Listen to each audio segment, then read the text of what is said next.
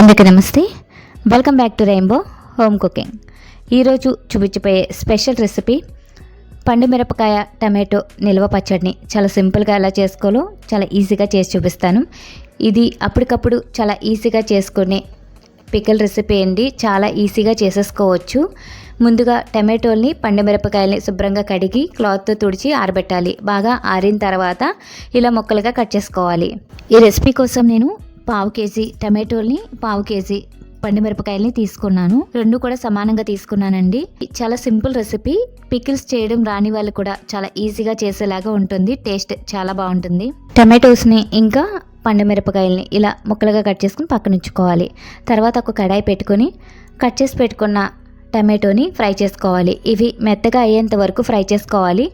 ఇలా ఫ్రై అవుతున్నప్పుడే దీనిలో 1/2 tea spoon పసుపుని యాడ్ చేసుకోవాలి. తర్వాత 50 గ్రాముల వరకు చింతపండుని యాడ్ చేసుకోవాలి. అంటే ఒక పెద్ద సైజు టమాటో అంత చింతపండుని వేసుకుంటే సరిపోతుంది.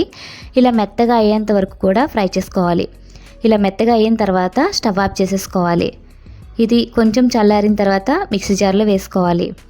ముందుగా దీనిలో పొట్టి తీసిన వెల్లుల్లి 15 నుంచి 20 వరకు వేసుకోవాలి. తర్వాత కట్ చేసి పెట్టుకున్న పండు మిరపకాయ ముక్కల్ని కూడా వేసేసుకోవాలి. ఉప్పు తగినంత వేసుకోవాలి.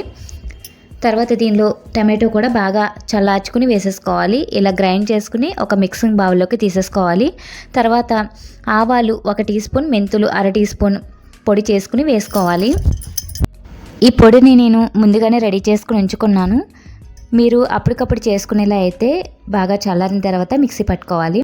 అన్నీ బాగా కలిపేసుకుని పక్కన ఉంచుకోవాలి. తర్వాత తాలింపు కోసం నువ్వుల నూనె కానీ వేరుశనగ నూనె కానీ తీసుకోవాలి.